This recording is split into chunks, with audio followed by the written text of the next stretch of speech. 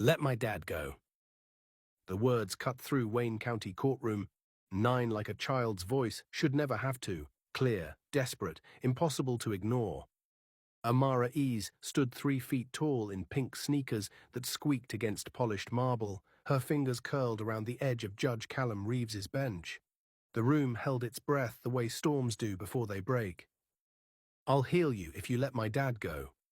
Laughter erupted. It started low in the back rows, where reporters sat with notebooks they hadn't opened yet, then rolled forward through rows of lawyers in charcoal suits who'd seen everything twice. The bailiff moved toward her, but Reeves lifted one hand, the kind of gesture that stops crowds without sound. His wheelchair sat angled behind the bench, chrome wheels catching courtroom fluorescence. He looked down at the girl whose chin was set in that stubborn line children use when they're holding back tears, and something in his chest shifted without permission. "Come closer," he said. Amara's palm rested flat on smooth wood. "You're broken here," she said, touching her own leg, "and here." Her small hand moved to her chest. It wasn't a diagnosis. It was truth delivered by someone who hadn't learned to lie yet. "Hi, viewers. Kindly tell us where you're watching from and what time it is." Prosecutor Celia Hartwell stood near the state's table in a navy suit that cost more than most people's rent, her mouth twisted in something between pity and irritation. She'd prepared 17 pages of argument for why Mateo Benitez should stay locked up until trial. Arson near a development site, suspicious timing, flight risk. The words were lined up like dominoes. "Your Honor, the defendant represents a clear danger to property of critical importance to the city's tax base."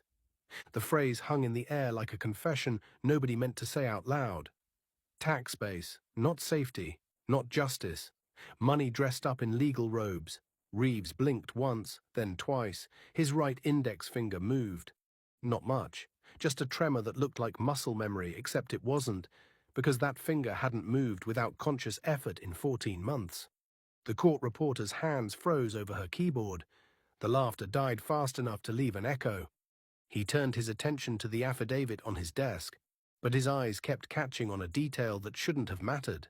A pink beaded bracelet on Amara's wrist, identical to one he'd bought years ago on impulse at a downtown boutique with a woman who smelled like citrus and paper.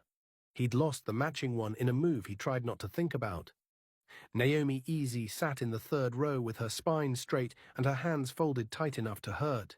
She'd worn a cream scarf to hide the tremble she couldn't control, but her eyes stayed level. Watching, measuring, remembering everything judges forget when they choose power over people. Reeves looked at the prosecutor. "Ms. Hartwell, your camera angle is insufficient. The timestamp appears altered.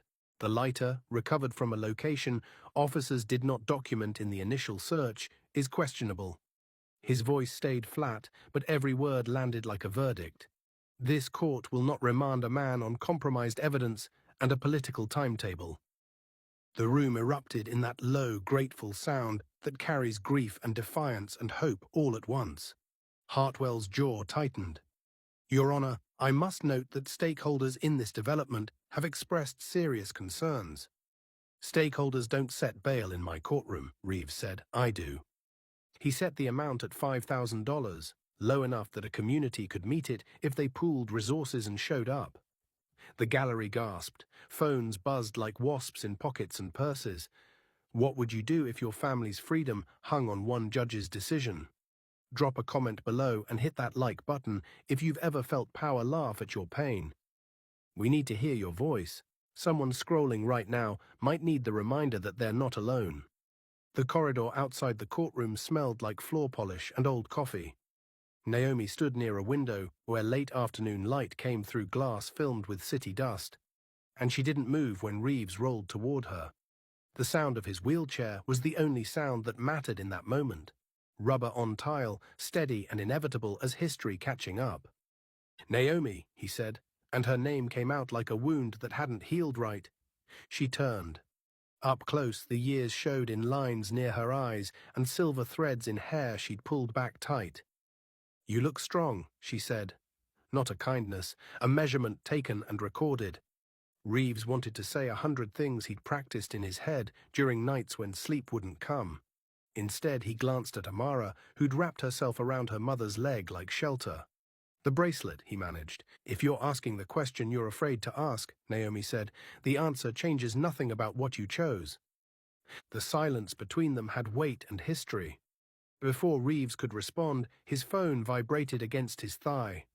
Porter Langford's name flashed on the screen. He answered on the third ring because refusing would cost more than listening. "Callum."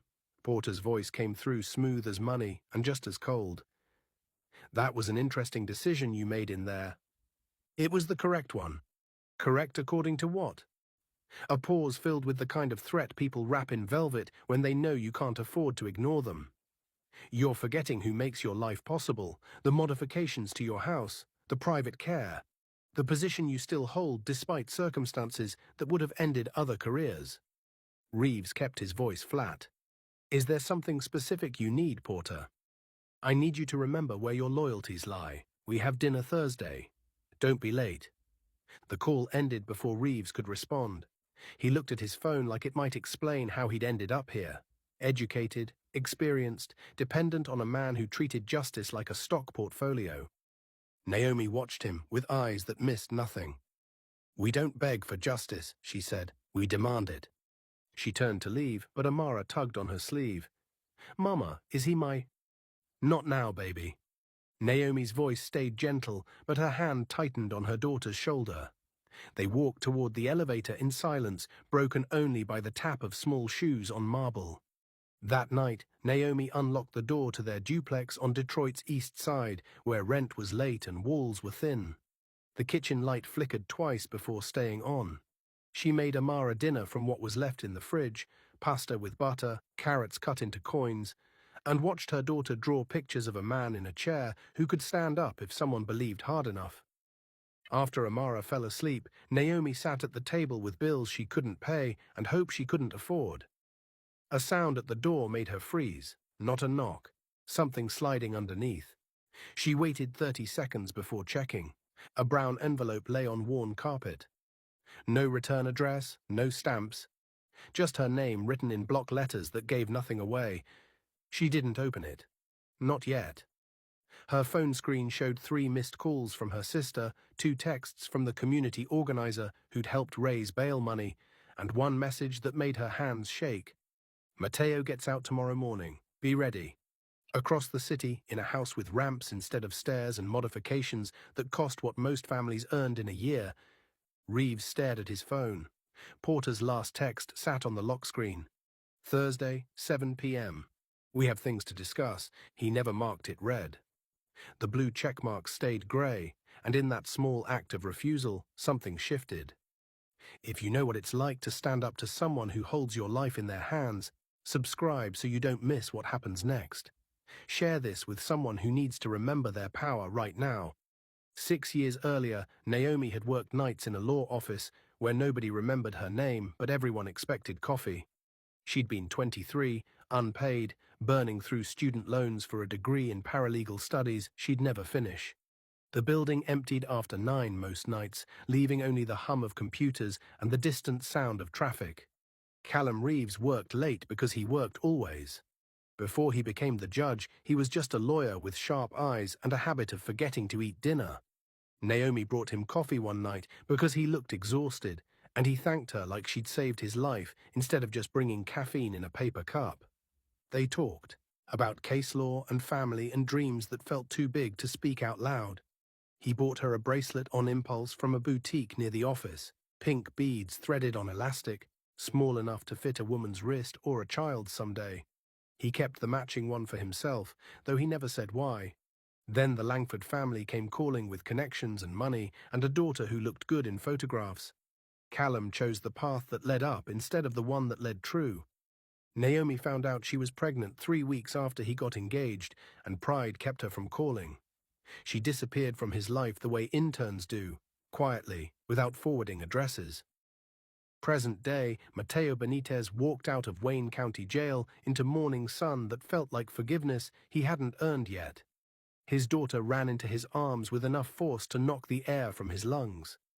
Naomi stood back, watching her family come together while the world stayed broken around them. The community had raised bail through potlucks and GoFundMe pages, and cash passed in unmarked envelopes.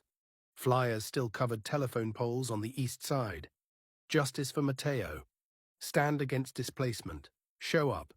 Coffee-stained donation jars sat on counters at corner stores where owners knew everyone's name. A wall calendar in their kitchen showed the countdown in red marker. 14 days until the evidence suppression hearing that would decide if the case against Mateo collapsed or proceeded to trial.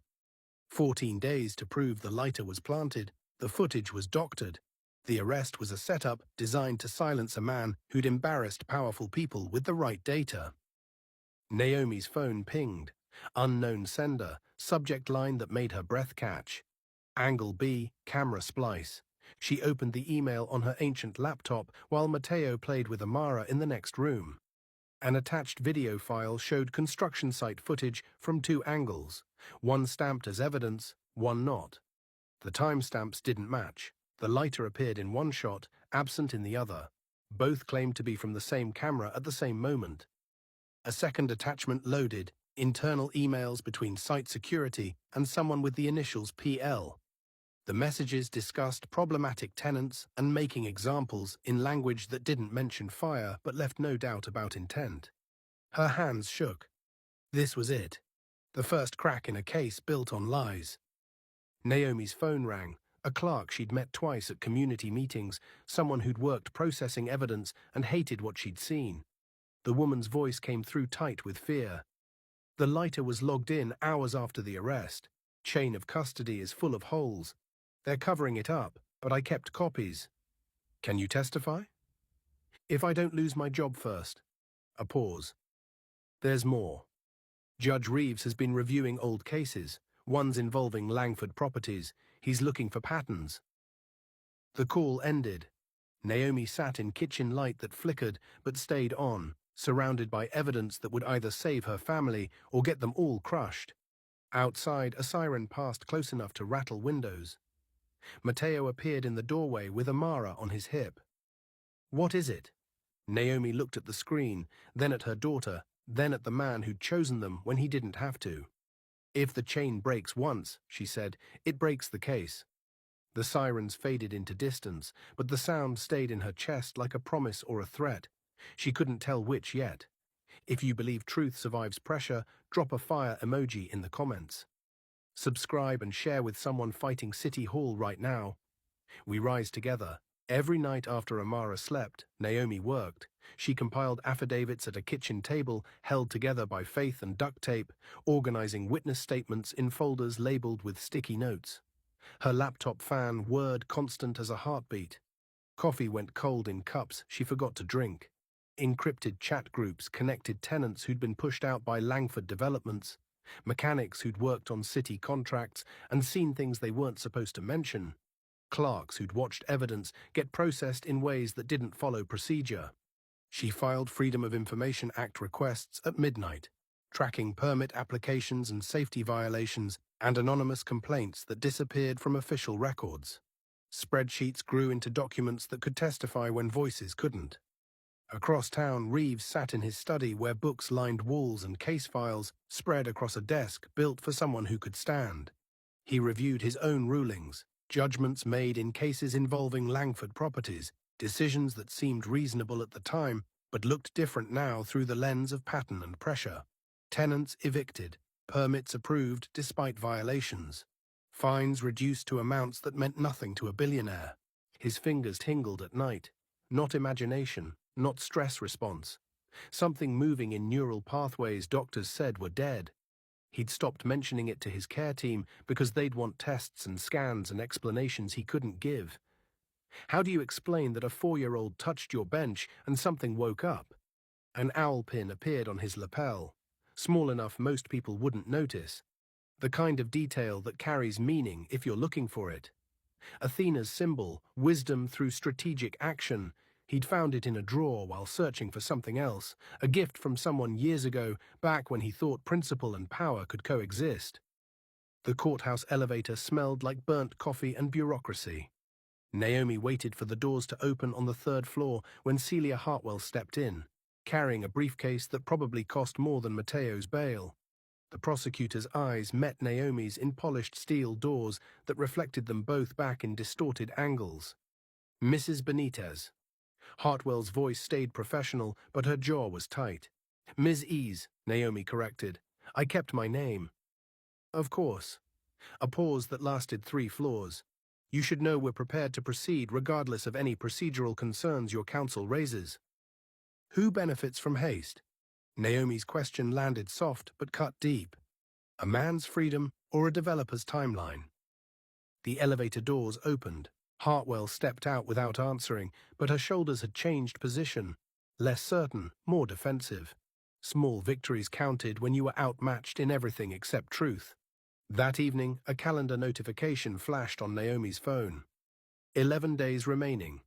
The printer on her kitchen counter jammed twice before whirring out a crucial page. Depositions from construction workers who'd seen security tampering with cameras. Logs that showed equipment moved and moved back. Maintenance records that proved the fire started in an area contractors had rewired 3 weeks earlier. Mateo appeared with grocery bags they'd bought using community fund money. Amara helped unpack, carefully placing each item where it belonged. Normal life happening in the margins of crisis. A black town car pulled up outside Reeves's house just after 7.